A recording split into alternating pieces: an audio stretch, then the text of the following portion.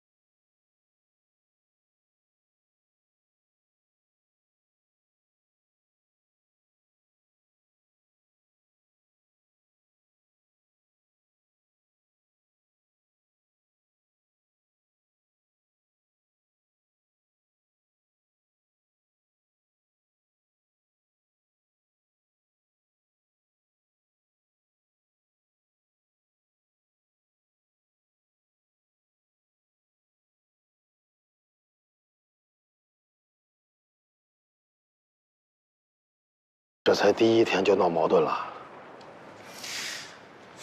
其实我现在都闹不清楚，我跟他之间是不是在闹矛盾。连问题的根源都不知道，你就不能主动的跟他好好聊一聊吗？你们2个比谁都明白，沟通能解决大部分的问题。是，沟通是能够解决大部分的问题，但有的时候啊，是害怕沟通。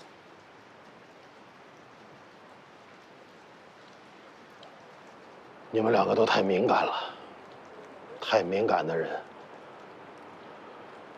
容易触碰到他人的痛处。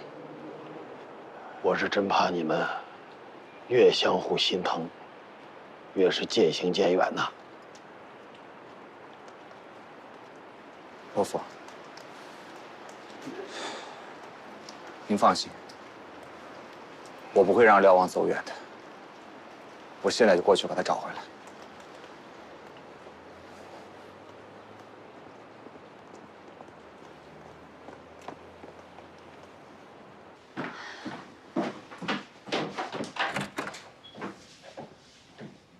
哎，起床了。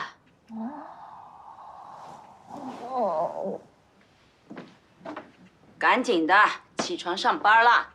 你干嘛呀？大早上。赶紧的，抓紧时间。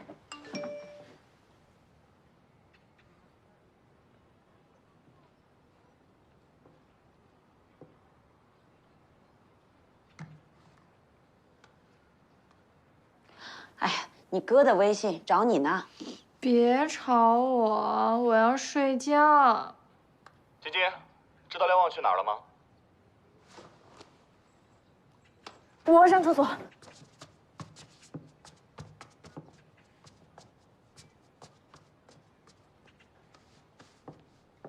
哎呦，妈，你吓我一跳。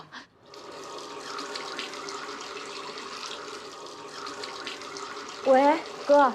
晶晶，你知道瞭望现在在哪儿吗？怎么了？耀望姐现在不在家里，就应该在公司啊。你怎么突然这个时候找她呀？啊，没事，没她消息就算了。到底怎么了？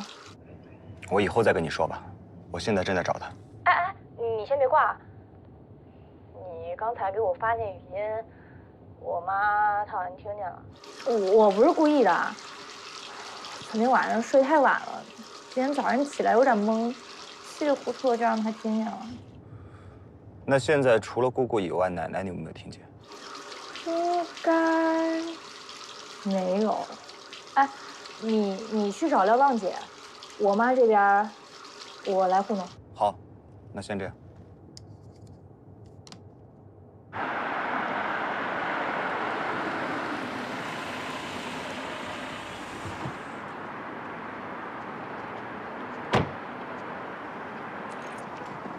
廖律师呀，他请假了。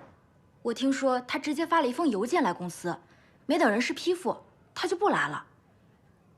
这可是我们公司的大新闻，你知道的，廖律师是我们律所出名的工作狂魔，他竟然会请这种霸王假。其实，我知道他可能是因为我。怎么回事？他上次好心帮我，替我顶罪，现在连公司都不敢回了。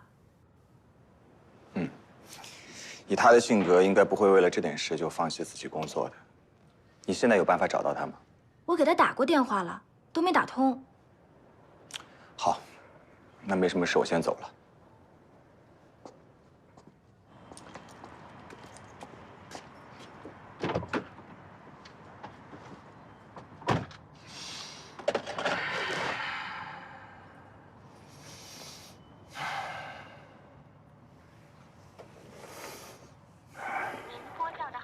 暂时无人接听，请稍后再拨。Sorry。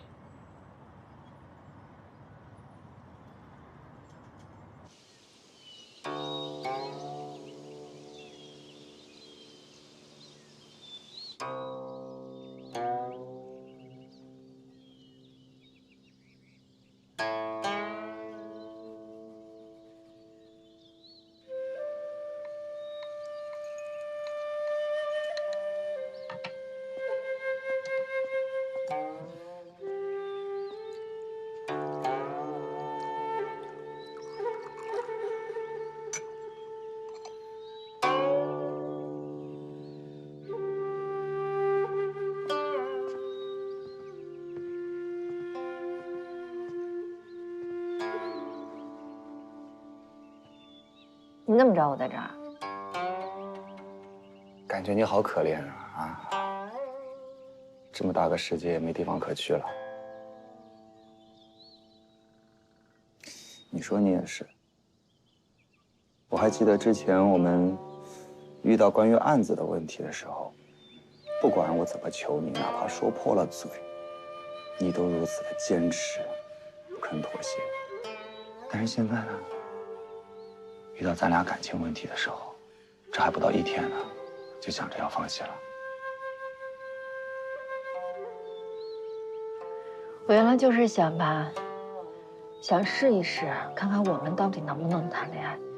但是我发现咱们2个人中间，就是有很多的障碍，没有办法回避。我觉得我们之前在一起，帮助了那么多人，解决了他们的问题。现在面临我们自己问题的时候，我们依然有办法解决。怎么解决？莫不如试试，就从最基本的坦诚沟通开始。你跟我说说你的想法，我也跟你说说我在想什么。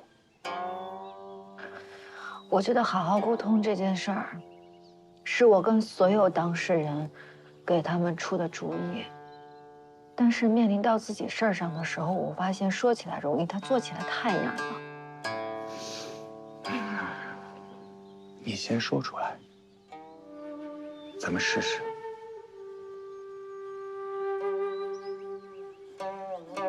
好，那我先说。你问我昨天去干嘛了？我昨天去找你母亲了。他是你的委托人，应该的，没问题。其实之前你带我去谢先生那儿去找他的时候，我就是在你母亲的咖啡厅里面跟你母亲在聊天。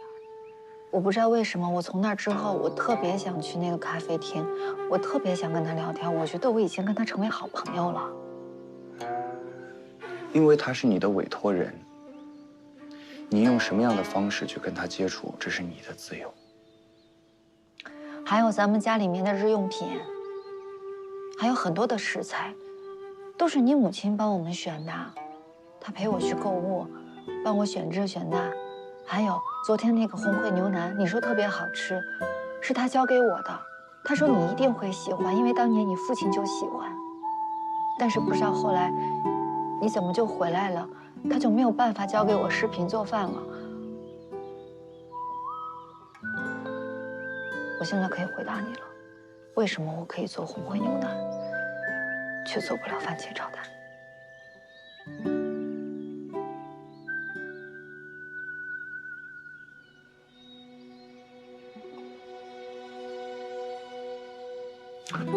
我刚才已经说过了，不管你现在跟他是什么关系，我都不会介意，一点儿都不会。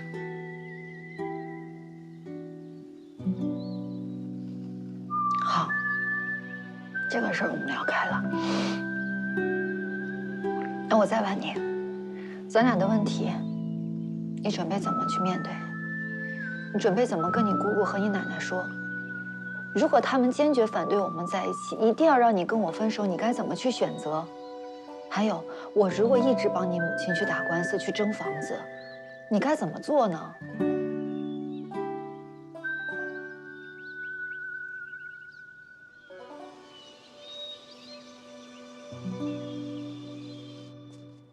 妈早。红旗给你打电话了吗？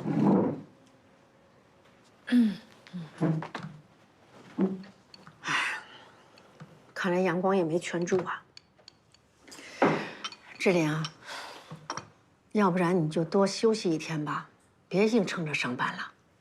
妈，我没事儿，越是这个时候越得去上班。就算老公没了，事业还是自己的。你就听妈一句话，别犟。你去找李恒基，跟他低个头，他那么在意你，他会回来的。妈，这上赶的就不是买卖了。李恒基，我对他最了解。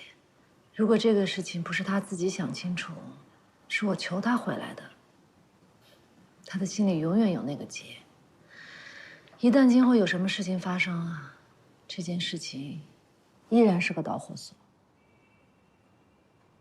唉，算了算了，反正我知道我说什么你都不听，我管不了你们了。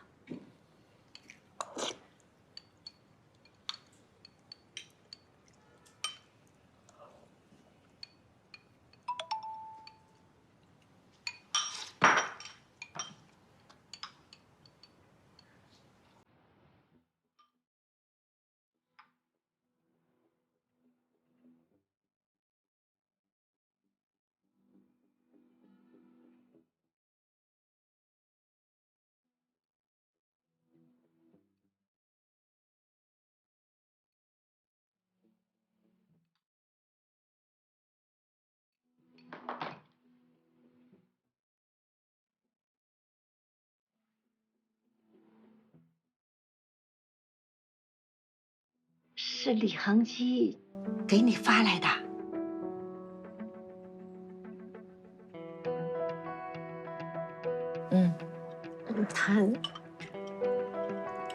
他说什么了？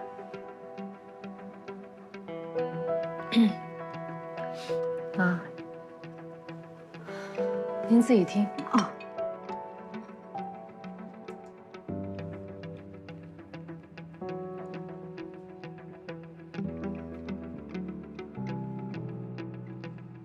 李总，李总，出大事了！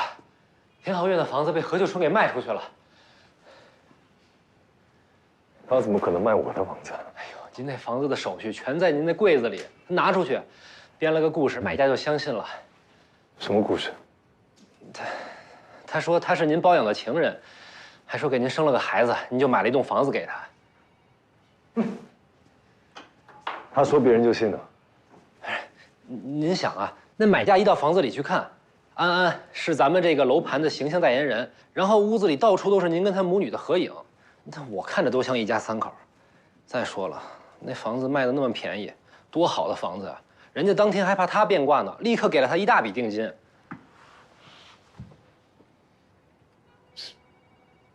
还真没看出来，这个何秀春是这么一个人物。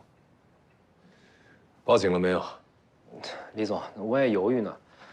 您说咱要是报警的话吧，那这事情传出去了，肯定有好多人都会相信何秀春的话。咱公司这会儿可经不起丑闻了。再说了，万一志玲姐要是知道了，她怎么想啊？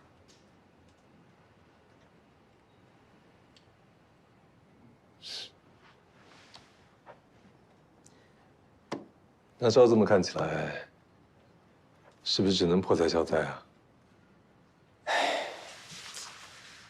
我也是这么想的呀。你也是这么想，哼，那肯定何秀春也是这么想的啊。他这算准了，我们不敢追究。这个女人呀，我早就说她不简单。李总，你这就是经典的农夫与蛇的故事。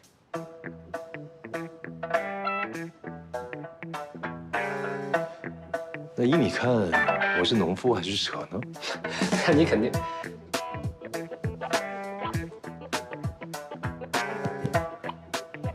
老许一会儿是不是要来开会？啊，是。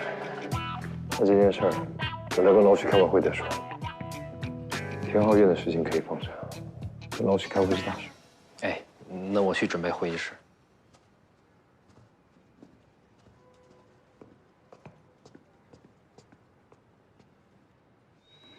是这样的，从小到大，我奶奶一直灌输我，她说张文是个坏人。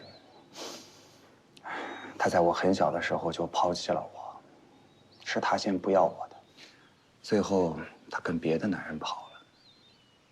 她在另外的城市，还有了自己的孩子。所以从我很小的时候开始，我觉得不管这个家里边发生任何的矛盾，都是张文当年犯下的错所造成的。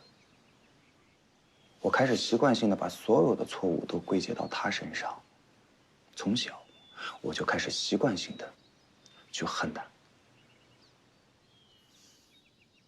你还记得我那次让你把张文约出来吗？就在这个茶馆，坐在那个位置。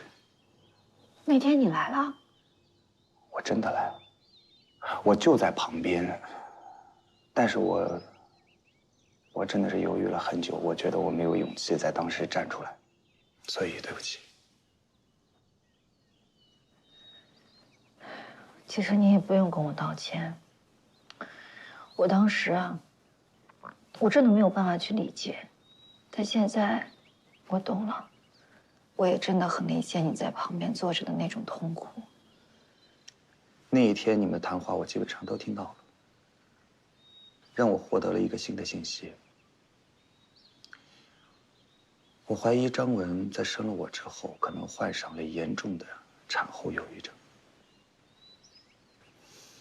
我也不懂产后忧郁症到底是怎么回事，回去了以后我就查了很多的资料，但我还是不明所以。我时常在想，一个母亲把自己的亲生孩子抱上天台准备自杀，她做出这一步，她得绝望到什么程度？而从她决定带着我要一起死，到最后，她一个人离开，把我丢下来，这中间到底又经历了什么？到底是什么原因让她这么做？我很想知道事情的真相。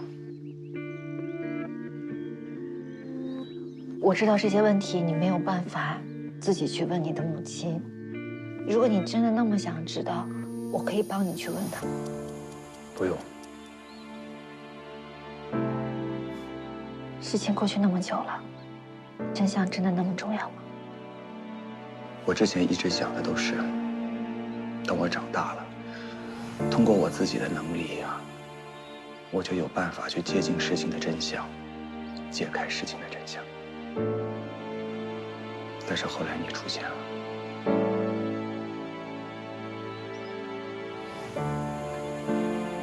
你可能都不知道，你出现了以后，其实你改变了我，改变了我的一切。不知从哪一天开始，我发现我之前想的和我觉得要去做的事情已经变得没有意义。可能我之前真的想错了。直至现在，我决定把以前那些东西都放下，因为现在有你了。我应该静下心来，好好想一想，我现在应该怎么陪你，怎么让你开心，怎么能够解决我们现在所遇到的所有问题，而不是老活在曾经的记忆当中。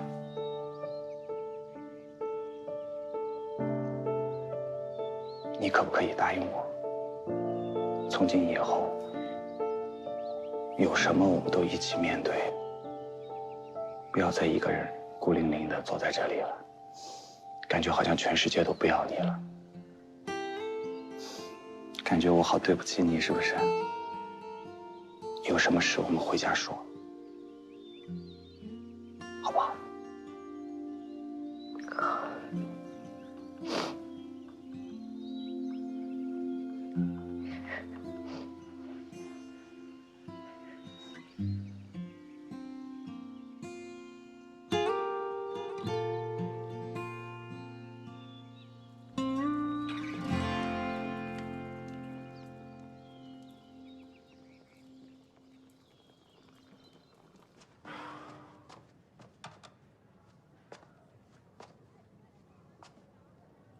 干嘛呢？电话也不接，微信也不回，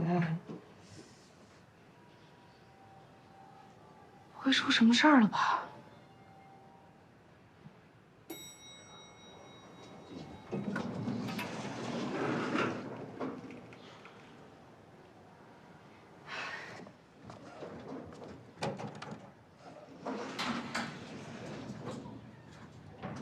这2天牛总监没来上班啊？哎呦，牛总监现在要不要来上班，还得跟你报备啊。那倒不是，我刚听到个劲爆消息，你要不要听？我不想听，你会不会憋死？我听说，牛总监的老公，就是那个志恒地产的大老板，被他的小三摆了一道，卖了他的房子，带着孩子跑了。跟你们头儿说说，让他好好用心做节目。最近牛总监可没心情找着他了，啊？哎呀，徐总，喝口茶，稍等一下。你们李总现在还好吗？挺好的。他能好？好个屁！这话说的，你倒是说说我哪儿不好了？那李恒基，你这样说话可就不凭良心了啊！你上次放我鸽子，我还没怪你呢。今天我又主动上门来跟你谈，你现在啊，可是热门人物啊！我怎么不知道我这么红啊？哎，你说你一个这么聪明的人，被女人摆了一道，哎，房子被骗了，咱就不说了，这么漂亮的女儿也被带走，有些可惜喽。谁告诉你那是我女儿？能理解。知道老弟深陷困境，老哥我呀，是本着救死扶伤的原则来跟你谈西南资产收购事项。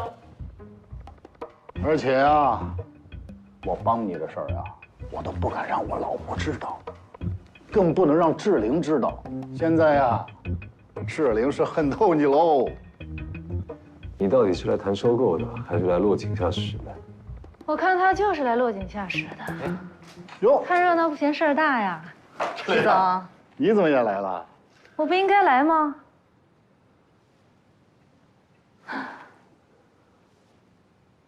小钱，哎，赶紧把这个广告牌给挪出去，免得一直放在这儿，这徐总这颗八卦的心火烧火燎的。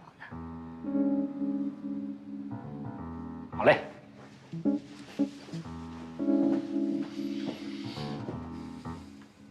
李恒基有没有私生子？再问问到底有没有小三？只要我相信就行。别人爱嚼舌根子，就矫情。老许，你觊觎我们西南商业街也不是一两天了啊。既然是来谈业务的，最好就事论事，就踏踏实实的谈，干嘛说那些没用的呢？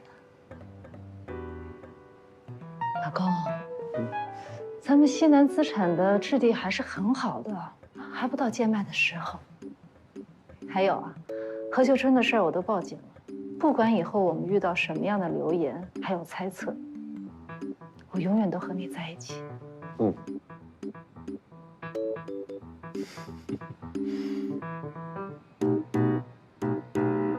哎，你两口子唱哪一出呢？现在是开会，哎，还能不能谈？谈，必须谈，徐总。才耽误你1分钟，就1分钟。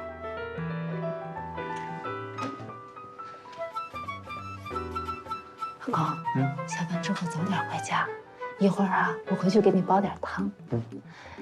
这段时间我经常给咱妈打电话，跟她聊天，跟她教了好多呢你小时候你最喜欢吃的菜。我现在终于可以做一大桌子热乎饭菜了。我先走了。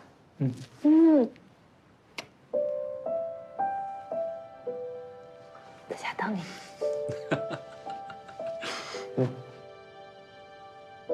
走了，徐总。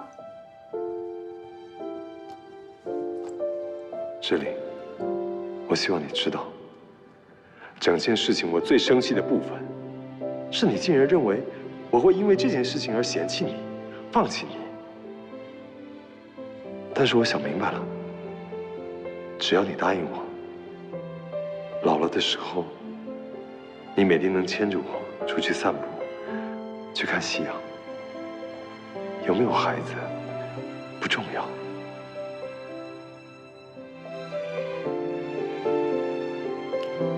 哎，行了，别看了，别看了，要看回家看去。你老婆说了，就事论事，还开会吗？开呗，开。我大概告诉你了，我离开家的事儿。我知道。我知道你现在在跟你父亲怄气，你拼命的想打造出一个非常完美的恋爱关系，来证明给他们看。那既然这样，咱们就试试呗。如果中间出现什么问题，也别着急，我们2个人好好坐下来，安静的聊一聊，看看问题究竟出在哪儿，及时修正呗。这倒是一个比较科学的办法。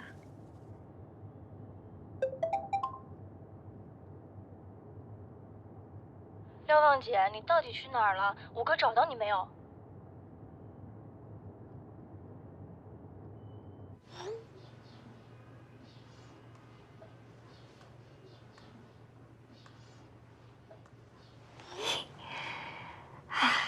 看样子我哥跟廖望姐是和好了。那今天早上的事情，我妈和姥姥到底知道多少？要不要跟我哥说呢？算了，哥，这件事情呢，反正你也处理不了，那你就偷偷摸摸的和廖望姐好着吧。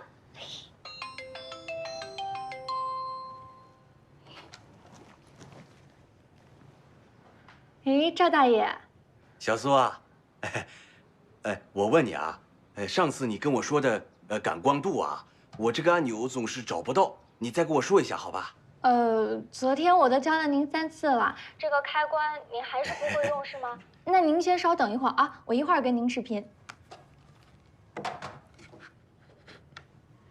各位爷爷奶奶，先把问题都列出来。你们这么多人，我没办法跟你们一个个视频啊，就在群里一起解答了哈。你们要注意，找一个小本子记下来哦。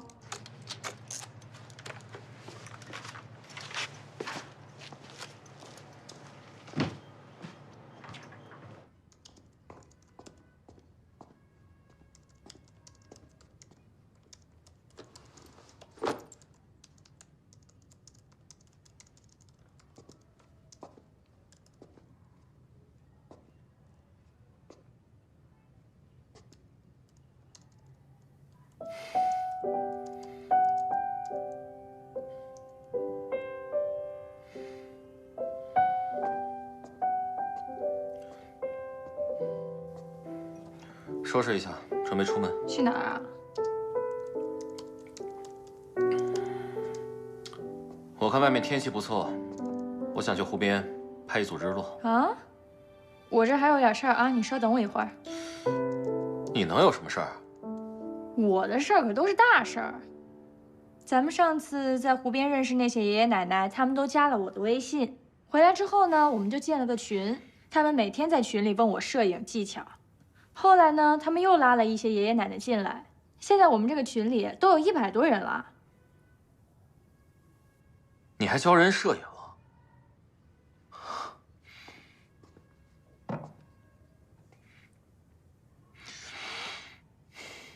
你这教的都是什么乱七八糟的呀？你这是误人子弟，不是，是误人父母。赵大爷，这个是我们老板，他教您啊。哎，好，太好了。坐着吧。他教的呀，可比我教的好多了。哎呀，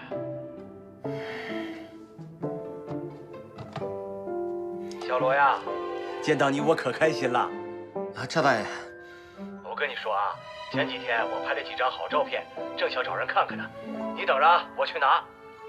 哎呀，太好了，总算是遇到专家了。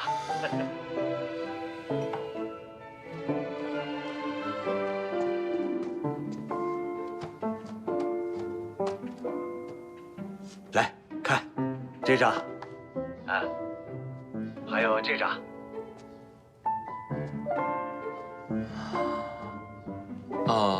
赵大爷，这个构图是讲究平衡，你这个构图它有点太平均了。哎，我觉得挺好啊。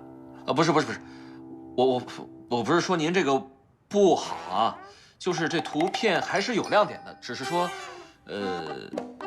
行了，我知道了，我现在在回来的路上，就这样。还是丁宁真是越来越啰嗦了，我一会儿不在，打了10几个电话给我。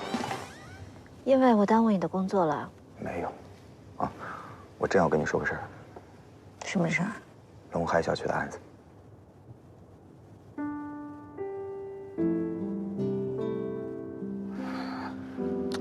我们之前说好了，今后遇到什么事情呢，都要2个人一起勇敢的面对。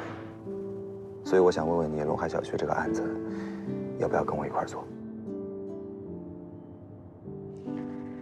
我就是不太确定，我还想不想再当一个律师。其实这个职业呢，是我父母选的，在他们的世界里就觉得，人这一生一定要选择2种职业，一个是医生，一个是律师，这样会有稳定的收入，越老越赚钱。其实他们每一个期许，我都没有让他们失望过，但这次他们让我失望了。如果这次不是为了你的父母，为我呢？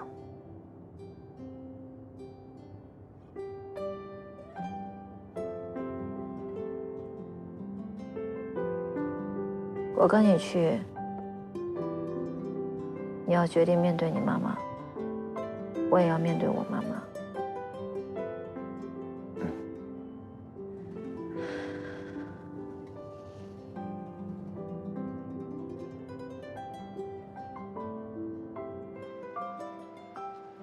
现在龙海小区呢，主要的问题它不仅仅是简单的邻里纠纷了，而是2代人之间，老年人和年轻人之间共同居住的问题。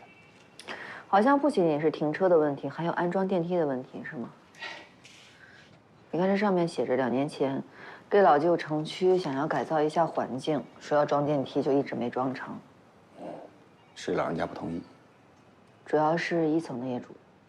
我们这个小区啊，当年好多老人家因为年龄大，腿脚不好，就调换了房子，所以呢，就高楼层的呀换到1楼或者低矮楼层，结果这刚换完房子就要装电梯了，他们肯定觉得这是花冤枉钱呀。安装电梯需要所有的业主都同意，那现在主要是低层的业主不同意，所以高层的业主就恨死低层的业主。所以从那个时候开始，高层的业主开始往楼下丢垃圾。对，就是从那个时候开始的。楼上的业主往楼下丢垃圾，本来是想恶心一下1层，但是这个垃圾呢，就不可避免的会扔到别人的车上。这个车主呢，看到自己车上有垃圾，自然而然会想到是原来车位的车主丢的，所以就把垃圾丢回了他自己想象的那个人。张主任，现在丢垃圾已经成为你们小区的常规武器了。没有监控录像吗？我是觉得啊，这件事情啊，你非要分出一个谁对谁错，意义不大。真要把监控调出来看的话，这个矛盾只会愈演愈烈。对对对，阳光老师说的对。最开始啊，有几位老人啊看了监控录像之后，发现是某位业主把这个垃圾挂在健身器材上的。他第2天早上上班的时候，这几位老人啊把那个大垃圾桶把他那个车给围住了，让他上班迟到，结果现场差点打起来。我觉得我们还是要从根源上去解决问题。我们应该跟不愿意安装电梯的老人谈一谈。好，好，那我这就把那几位老人给叫过来。我想问一下啊，原来研究所那个副所长顾老也住在这个小区，对吗？您也认识顾老？我看资料上写着他是最反对安装电梯的人。顾老可以说是这个小区啊最没得商量的了。他自己都说了，就算是小区只剩他一个人反对，他也会坚持到底。找他来商量，我看他不一定来呀。那更要跟他商量商量了。我们去他家里拜访一下吧。那我给他打个电话说一声。哎，好。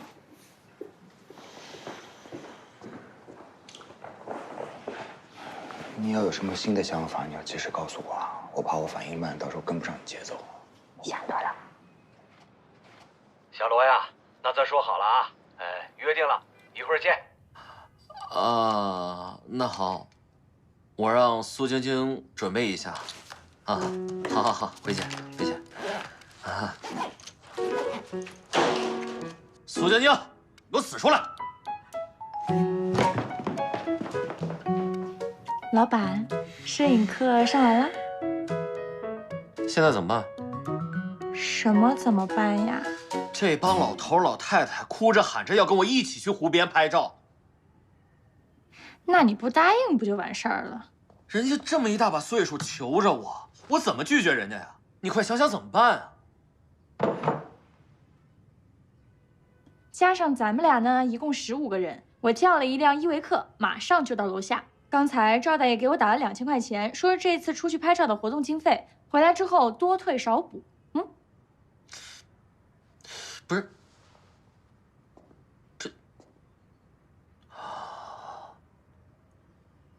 这都是你计划好的？这些鬼点子都是你出的？苏晶晶，我没想到你竟然这么阴险。老板，你想想啊，虽然都是我计划我安排的，但是您要是不同意，咱们可以不去啊。他们呀，可都是冲着您去的。东西我已经收拾好了，车子呢已经接上这些老人家了，大概半小时之后就能到咱们楼下。您要是现在反悔还来得及，但是呢，您得稍微快一点儿。很多老人家都已经上车了，咱们还得安排车送他们回去的。把包给我打开，一件一件的给我再检查清楚。遵命，大爷。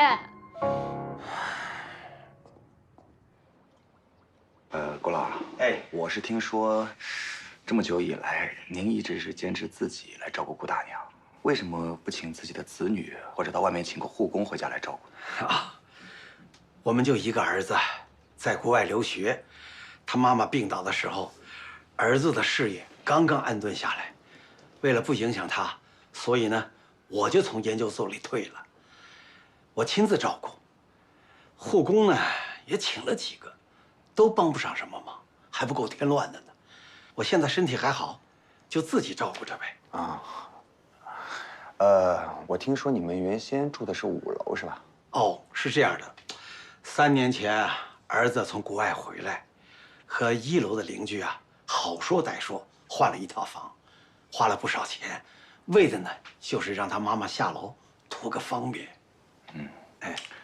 有这个钱，其实完全可以在另外的小区再买一套了。这里的邻居都处长了，熟悉，互相可以照应一下。老顾，哎呦，行了，需要帮忙吗？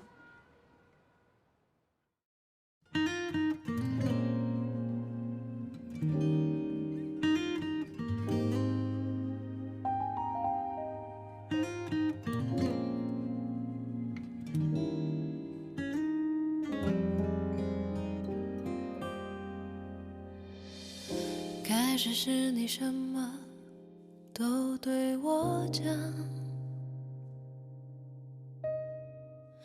哪怕只是说今天天气怎么样。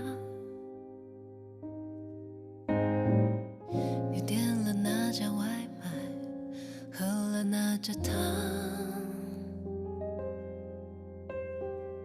一口汤也能聊到你的理想。